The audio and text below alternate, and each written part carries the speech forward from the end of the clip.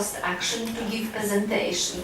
It is Andrea Peto and Vinicki-Serussi. And now it's time for Andrea Peto, who is historian and professor at Central European University in Budapest.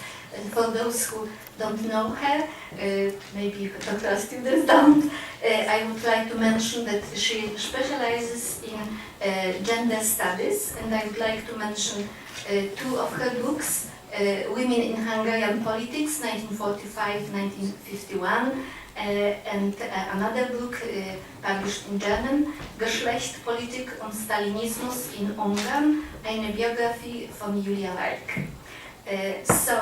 Andrea works now on gendered memory of World War II and political extremism. Andrea, the floor is yours. Thank you. Thank you very much, Barbara, for this generous introduction, and thank you, Tomas, and your team to organize this wonderful conference. I know how much work it is, so this is really a great thing what you are doing. And unlike the previous paper, what I will be presenting is a work in progress. So all comments and suggestions are very much welcome. And also it has a very limited scope, and which is about the unholy actors. And I actually wrote up the paper, so it has got 3 sections. The first section is about the theoretical framework. The second is a case study, and the third part is about how useful is that for European methodology of museology of the far right? And we heard in the introductory keynote speak by Jeff that the 3 waves of memory studies. Actually, I have a very humble argument for this paper, that maybe we are actually seeing the 4th wave, which is related to the revisionism and the localization of memory, and these mnemonic barriers which are mentioned in the previous talk. At a certain point, those who are committed to human rights and so-called European values, they very easily find themselves as mnemonic barriers, because the coin flips. I'm one of those who are spending long hours browsing on far-right websites, so please accept my gloomy tone, because this is part of my profession, right? I will be using very few terms which are not, which is coming from this strange language, which is Hungarian. So I will be talking about the Museum of Trianon. And those who don't know what is that, that's in 1920, the peace treaty after the First World War, when Hungary was losing 1/3 of its territory and 2/3 of its territory. That was Sigmund Freud. 2/3 of its territory and 2/3 of its population. And I will be speaking about this town called Várpalota. And this is the Trianon Peace Treaty, if you are not familiar. And here is this word, dismemberment, and I will be coming back to this point of dismemberment. So, analyzing far right and media is usually focusing on presence of far right politicians and parties in the media, together with far right discourses on topics represented by far right parties as xenophobia or anti-Semitism. In this paper, I would like to move from this traditional approach and analyze an unlikely medium for far-right politics, museums. Museums are usually associated with state and canonized knowledge. Therefore, in this paper, I'm pointing out how historical revisionism is blurring the division line between mainstream and far-right politics. I'm using the concept of agency, not opposing to structure, but not in a unique directional way, as in the previous paper, but as a capacity. How social actors are questioning social norms, as Sabah Mahmoud using it. In this case, I consider leftist, anti-fascist historical canon as a norm. In this paper, I would like to explore a case study in Hungary and then make some theoretical comments at the end regarding transcultural memory and agency. The Jobbik party, this is the other Hungarian abbreviation I will be using, the Jobbik, which is the far-right party, which is, according to a political scientist, the most powerful far-right party at the moment in Europe. This electoral victory in 2010, elections brought 17% of the votes in the parliament, and researchers are focusing on understanding the appeal of far-right in Hungary. They have got more support than the National Front in France. So that's a very specific case, although I'm not advocating the Sonderweg here, I have to say. This paper will analyze how revisionist public history is presented in Hungary by far-right and how far-right NGOs are changing historical canon. I will present the case of the Museum of Trianon to illustrate the consequences of revisionism in history writing, especially with regard to institutional memory production. In order to understand the novelty of this memory space, or social sharing, as we learned in the first day, I'm using Tucker's typology of historical revisionism to present this case to illustrate how historical revisionism operates and how difficult it is to differentiate between history writing of the mainstream conservatism and far right as far as practicing revisionist public history is concerned. Tucker is distinguishing between revisionist and revised historiography. The main difference between the two is that revisionism has always been uniquely founded on the penchant for therapeutic values over cognitive values. So therapeutic over cognitive. And revisionists attempt to confuse knowledge with fiction and founded on bad philosophy, invalid arguments, and misunderstandings of contemporary epistemology and philosophy of science. While revised history, so revisionist, the revised history offers us recontextualized knowledge in a permanent process of change in a dialogue. So we are all doing revised history, right? Okay. I'm arguing here that far-right politics is making revisionist history and uses museums and web pages as spaces of memory for dissemination, which are excluding the chance for revising historical knowledge. The illusion that 1989 will bring a general democratization to post-communist Europe is over. Revisionist history writing is used as a way of reinstating these old new divisions. Duncan Light pointed out by analyzing post-communist identities that they are driven by, I quote, the desire to construct new post-communist identities characterized by democratic, pluralist, capitalist, and largely westward-looking orientation, end quote. The historical revisionism, though, around the Treaty of Trianon I'm analyzing in this paper is not characterized by democratic, pluralist, capitalist, and largely westward-looking orientation, but rather by a presentation of national identity as a community of suffering and anti-pluralist understanding of the collective. The resurfacing of anti-modernism in Europe, the criticism of the spiritual and social consequences of neoliberal capitalism, also appropriated history in order to achieve its aims, namely to create viable, livable, desirable alternative to neoliberal democracy. Visiting museum exhibits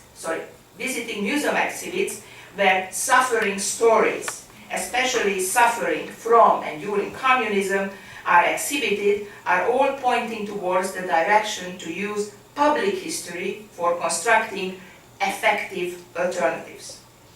The anti-modernism goes hand in hand with a fundamentalist interpretation of history that is based on horrible suffering of the past, but promises a future redemption.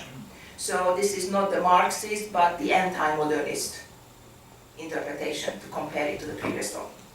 As the political culture of the post-1989 Eastern Europe has been built upon anti-communism, the introduction of affective politics into public history has happened already in the 1990s with the constructing of the so-called terror museums. And Otto Lehner is actually doing this excellent analysis of the terror museums in Vilnius, also in Tartu, in Budapest. So one might say that history written in the anti-modernist, fundamentalist and revisionist framework is not serious history, and scholars should not engage with that type of history writing in a debate. Moreover, it is perfectly reasonable to dismiss this type of revisionist history writing on 5 grounds. During the Q&A you might come up with another 5, but I just mentioned these 5 grounds. First, the first one is a professional ground. It is non-history for its manipulation or being selective of facts. This type of history writing is not based on narrative of facts, nor on historical records. Historians who practice such history writing do not allow the cause and the consequence argumentation. Their presentation of history, according to this type of criticism, is mythological and fictional, so there is no need to engage in debate. It's a perfectly reasonable argument to stay in the framework of the ivory tower of memory studies. Second type. The second type of criticism is based on an assumed consensual democratic minimum in our profession. But the anti-pluralist, monist vision of the past is still popular. And this type of history presentation is spreading quickly as viable alternatives for the future independently of that of this democratic minimum. Just look at how many visitors are there on the far-right websites. Look at the circulation of different historical journals. This is with us, and this is actually getting more than us, right? I'm using this us. Okay. The third type of criticism labels far-right culture as a counter-narrative, as a mirror discourse, or a counter-culture to the main modernist narrative. As Lipset stated in 1960, I quote, "The different extremist groups have ideologies which correspond, mirror, to those of their democratic counterparts," end quote. This counter-narrative is based on the concept of the oppressed truth, and it is necessarily binary as it is formed against another allegedly hegemonic truth, and is necessary because it's a binary, as we have seen, the binaries in the previous talk. History is the discourse of ruling power, which necessarily constructs its own other, a counter-history that it is not free from hegemonic tendencies. The fourth argument is that this is not an objective history. We are historians, we are working with facts, so we are. And it is working with emotions, hope, redemption, oppression, suffering. It's a triumphalist and promotes the cult of heroes. The fifth one stems from the position of universalism, global and transcultural perspectives that this type of revisionist history promotes particularism and localism. However, I'm arguing in this paper that no matter that all 5 arguments are valid, still, none of this is significant enough to dismiss this revisionist type of history writing, and separatism, meaning a non-engagement with this type of historical narrative, and if we miss this chance, there will be political and strategic consequences in the future.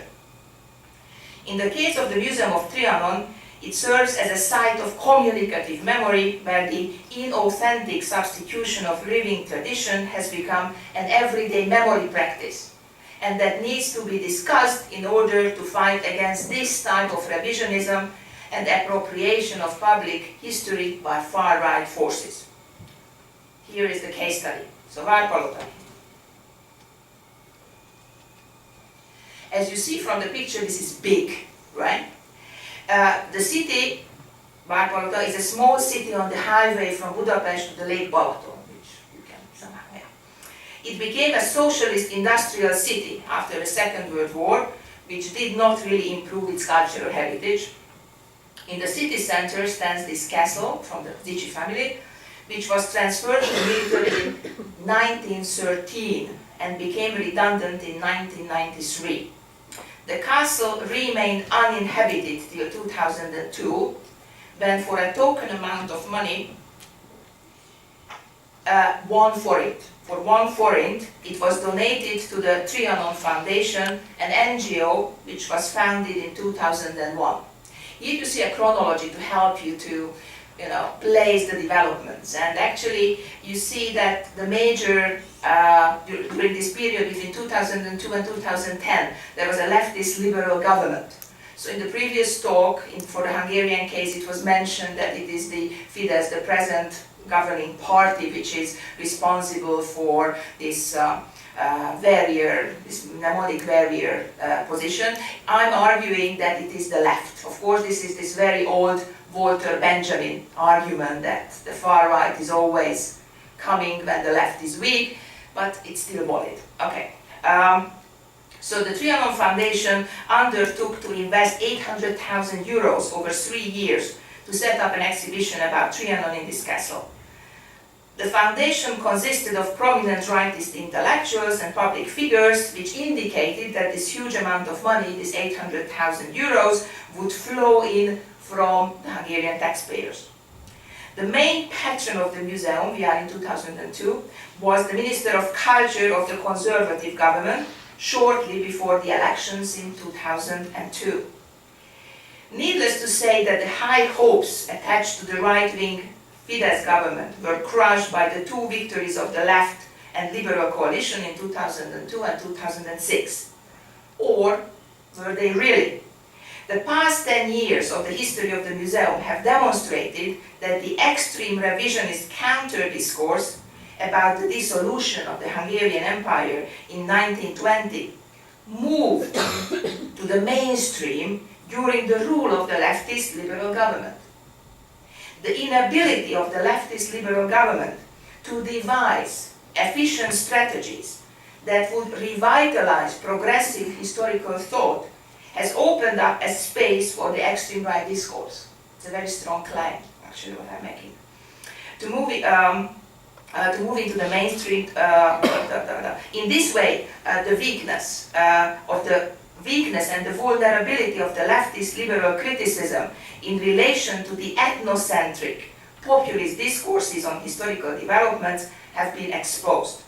In sum, the museum demonstrates how the Trianon discourse, which is Hungary losing the territories, is a prisoner of the empire-centered imagination presenting a revisionist history. In these 8 years of the leftist liberal government between 2002 and 2010, the museum developed into a full-fledged cultural complex, comprising the museum, an educational center, a museum shop, a well-functioning website. And after the victory of the right-wing populist Fidesz party in 2010, it even started to receive public funding, which it had craved.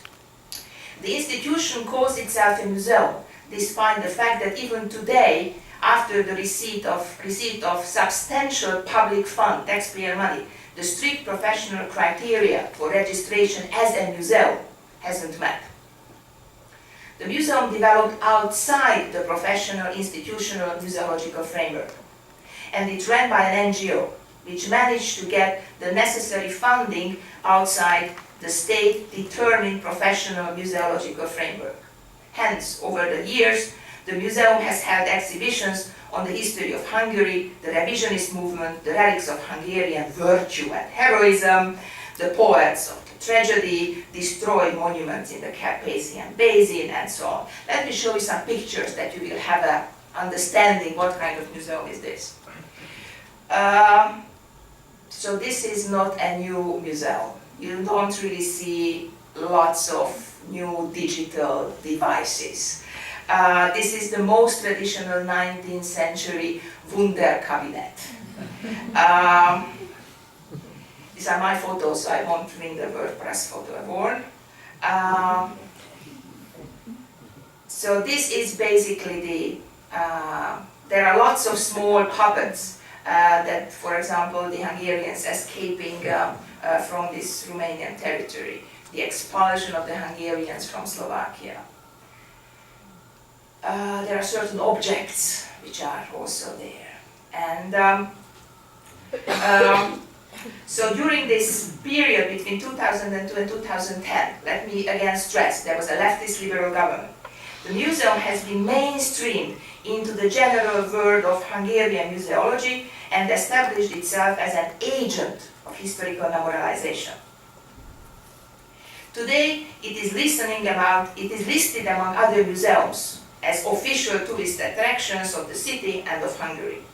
Several accredited and respectable state institutions recently formed partnership with this museum because they have money, support and connections, unlike the other museums which are poor, unconnected, and they are presenting a different form of history.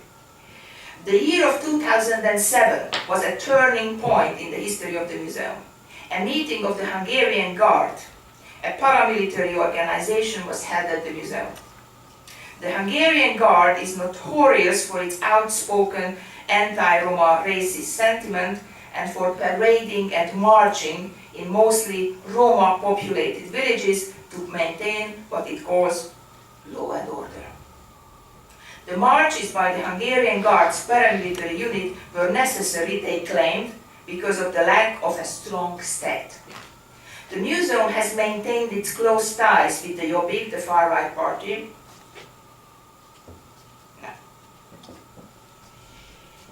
And when it was elected into the Hungarian parliament in 2010, they got support from them. The political alliance proved very lucrative because it was the Jobbik, this far-right party, which submitted an amendment to the state budget in 2011 to have 100,000 euros subsidy for the museum. And out of 140 amendments submitted by the extreme right-wing party, 17 were accepted, 17. They were all related to culture. And they were bringing money into the far-right politics.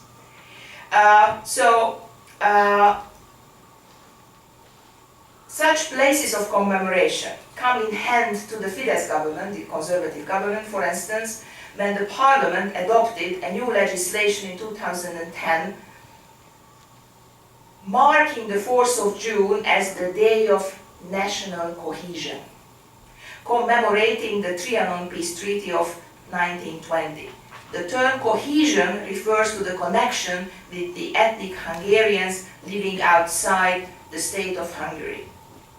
The present government has also suggested that all elementary and high school students should, in the course of their educational career, pay a visit in the so-called Outer Hungary, and they are giving the money. I mean, Outer Hungary is whole Croatia, whole Slovakia, and 1/3 of Romania, right? And the state is giving the money for these educational trips. In order to understand what does it mean to live in minority. So these trips are not about dialogue or transcultural memory or hybrid memories, but this is about understanding suffering, right? So there is no word about interaction or cohabitation with those who are living there. The aim of the museum, that every secondary school student would visit this museum at once, is very similar than the Christian conservative government. This should be an aim because, as the director of the museum claimed, I'm quoting him, Hungarian history vibrates in the air, end quote. The Christian conservative government has also announced the Day of National Cohesion, which aims to focus on constructing the memory of Trianon, as the self-appointed director the museum defined, I quote him, as in socialization and in national meaning, end quote. In a recent interview, the director of the museum mapped the future intellectual course of this museum.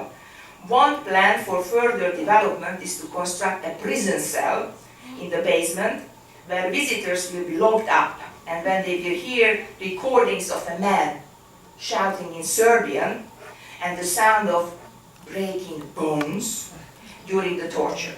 It is claimed that this will make the visitors really understand what it meant to be living as a member of a Hungarian minority in Yugoslavia after Trianon. The museum is a lucrative enterprise. It also runs book series, publishing house, and you can buy lots of memorabilia. And they are publishing books, and gadgets can be ordered via internet, so it's really a booming enterprise. The museum follows a very diverse logic. Instead of asking what Trianon means to the visitors, it imposes its own interpretation of the pre-Second World War period. I'm using the term of Hirsch, the emphatic aesthetics, is missing from the repertoire of the museum, no matter that it deals with post-memory. This approach amounts to an elitist and what Brubaker calls groupist interpretation of the nation as a project to be built from upside down. They assume the existence of a unified, essentialized existence of Hungarianness, as that what Bernard was saying in the previous Q&A question, that they assume that there is, and give agency to an independent actor. So how can we move from the case study to a kind of wider theoretical understanding of the museology of far right, and what kind of challenges are there for memory studies?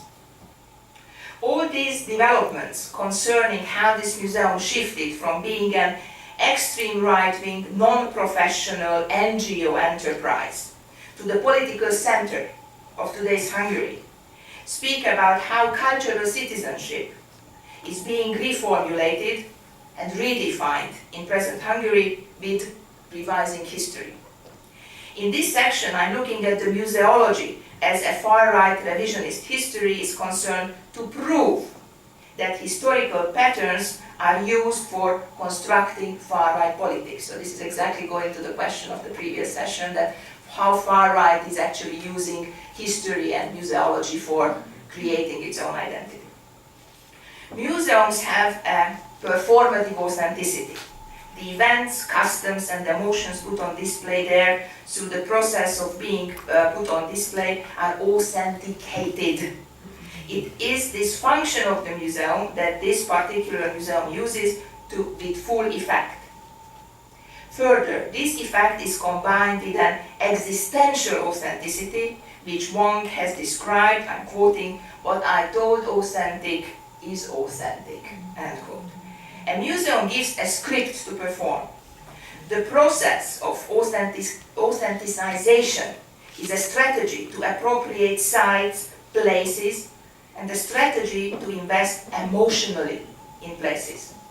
Something experienced through body, through performance, management, and media. Authenticity becomes a feeling you can achieve. All this makes a museum a very appropriate medium to be used in the process of redefining heritage, and it becomes a form of agency in the European context. It is not an accident that these museums, which usually begin as a private initiation, like the Conquest Museum in Istanbul, and I know I'm opening up a Pandora box, like the Museum of Occupation in Tallinn or the KGB Museum in Vilnius, end up receiving public funding after some time spent with private funding only. The museum as a genre has implications as far as revision is concerned. Which bodies finance a museum and what is its relationship to the elite and social movements? And I hope that in Oksana's comments there will be some comments about the Maidan, or we have got some colleagues from Turkey about the Gezi Park, when you have got a very different type of revisionism happening. All these developments concerning how this museum shifted from being an extreme right-wing and non-professional enterprise to the political center of today's Hungary speak about how this cultural citizenship had been reformulated. The ideologically dominant models of individual and group identity are sequentially formed, and they are at the same time production and consumption. So I'm using identity both as an analytical but also as a descriptive category. As Homi Bhabha has argued, such conceptions of nationhood can be seen to exist as, I quote him, a powerful historical